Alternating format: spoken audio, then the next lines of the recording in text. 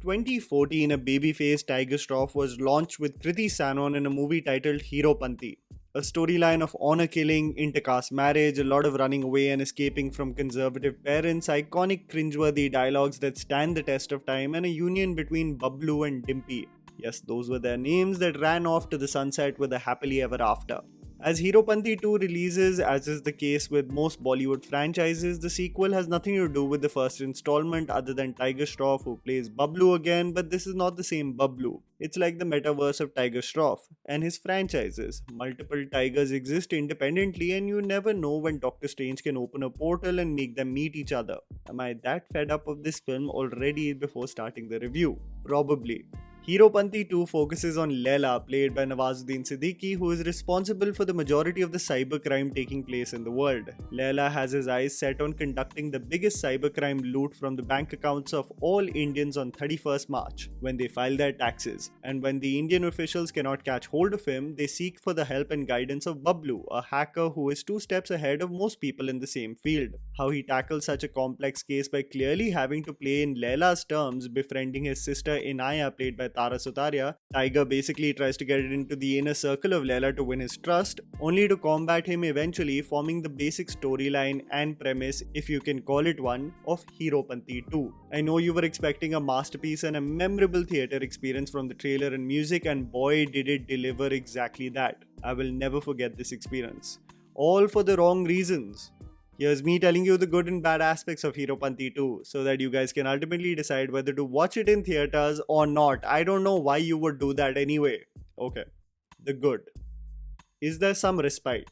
Tiger Shroff is a physical specimen, and the man needs to understand that he can't keep on overriding on the Sajid Nadiadwala formula, thinking that people will come flocking into the theatre just because it is a Tiger Shroff movie. His first 2 installments of Baghi worked in the box office because of the storylines already being proven to be successful in the form of Varsham, Raid and Shanam. Now that the new and inventive storylines are required to extend the franchise, it just gets more and more absurd and mind-numbingly irritating. Heropanti 2 has to be one of the most embarrassing projects from a storyline perspective, and Tiger needs to understand that if he wants to propel himself as the biggest action hero of this country, he has to be more mindful of the scripts that he says yes to. There is only one song in this film that is credible enough to be associated with the stature of A.R. Rahman, and that is Mantasha, which plays while the creators attempt to establish a mother-son bond, the only emotional quotient of this movie. Even if someone found truth in that moment, it was only enhanced because of the beautiful song associated with that heartfelt sequence. The underwhelming aspects. The music. I remember watching a press conference with A.R. Rahman where he was asked when he will be composing music for a Salman Khan film, and A.R. Rahman replied by saying, "When he starts making movies I like." This made me assume that A.R. Rahman has a keen eye for the kind of movies his music should be associated with. His association with Heropanti 2 really made me think that he might be the only saving grace for the film. But my god, was it as generic and average as the film's content. Lakshmi Zaveri, who writes for the first post, brought up a great point stating that probably the inclusion of Mahmood as one of the lyricists motivated him to join the film, a collaboration that created gems for a film like Rangila. But I have to say that the music of this film just does not represent what we know and love A.R. Rahman as. Other than Jalvanuma, there is a desperate attempt to make the song sound contemporary, incorporating techno and electronic beats, but Dafakar and Miss Heran are more snooze fest than naturally compelling you to shake a leg. Screw what A.R. Rahman music should represent, but a Tiger Shroff film deserves an upbeat killer dance song, and that's also missing here. Even in duds like Student of the Year and Munna Michael, there was at least one standout dance number, and that too is not here. Don't get me started with Whistle Bajar 2.0. I think there is a saturation with remake movies, but we've reached a dead end with remake songs. We just don't want them anymore. Did I just go on a full rant on the music? Okay, I need to control myself. Stolen set pieces. I sometimes wonder whether creators think कि ये सब घर पे ही बैठे रहते हैं और India के बॉर्डर के बाहर कुछ नहीं देखते. Like the very fact that they simply copy-paste sequences from globally celebrated films and expect us to think that it is their own brainchild is absolutely hilarious. Leela and his introduction to a room full of gangsters is a poor man's attempt to present the Joker sequence when he talks about showing a magic trick. And then he goes on to stab someone in the eye. Layla in this case just stabs one furiously while showing his own magic trick. His entire psychological take also of wanting to see the real person before they see death in front of their eyes is borrowed from Joker's psychology. The chessboard from Sorcerer's Stone is identical to the one portrayed in Heropanti 2. Layla making Bablu go through complex mazes like a video game in which a character meets the ultimate boss to defeat in the end. It's an inventive take, something previously attempted in the wacky yet stylized John Abraham thriller Karam, but the sheer lack of originality is alarming. Even a scene in which Bablu is cornered to hack something, his kryptonite being that two attractive women are seducing him while he is under pressure, is a carbon copy scene from Swordfish, including John Travolta and Hugh Jackman. This attempt at stealing set pieces is not hilarious, but offensive.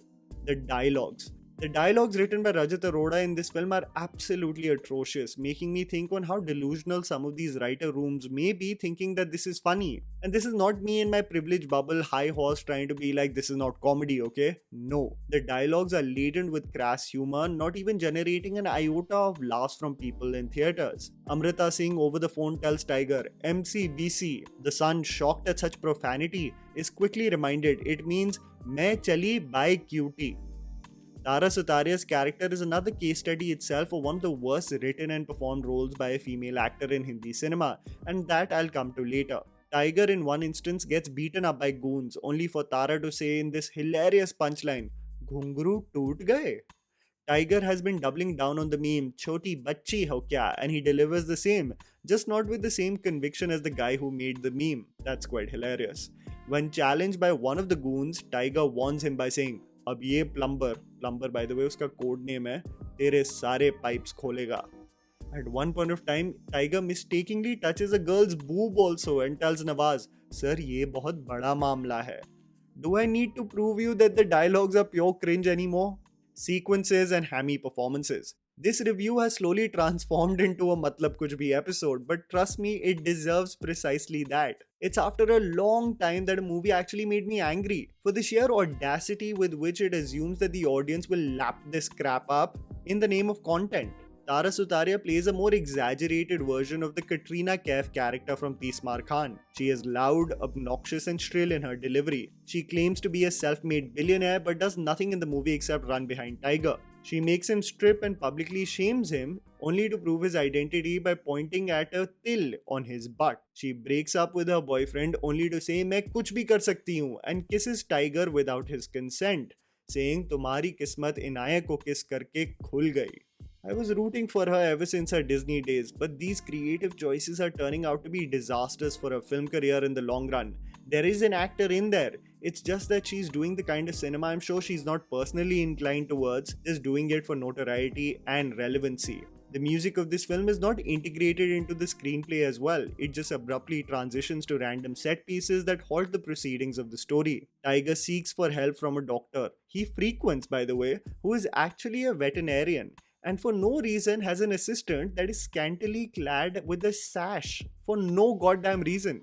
There are close-ups of Tiger's butt so often, making me think it should have actually been credited as a supporting actor in the film. Amrita Singh plays the Kiran Kher overprotective mother and hams it up herself, being shot in Banaras in this movie, praying for her Bablu, which just turned out to be a poor man's green screen terribly rendered in the film. Nawazuddin Siddiqui has just got a fat paycheck and chilled on the sets, I assume. He couldn't care less of this performance being deciphered because the man just is prancing around, laughing, giggling and shouting at his own convenience, not generating laughter or fear within the audience with his role. Heropanti 2 is honestly one of the toughest films I have gone through in a long time, and I'm being kind, trust me. During an action scene while Nawaz is mercilessly getting beaten up by Tiger, he says, "क्या actor है यार, इसको तो Oscar मिलना चाहिए." Have I motivated you enough to watch this in theaters? And that was the video, guys. Write down in the comments below what you thought about the movie. Please don't forget to follow me on Instagram. The handle's right in front of you. Follow me at JammyPants4. Also, please support us by smashing the like button and subscribing to our channel for weekly content ahead. Thank you for watching.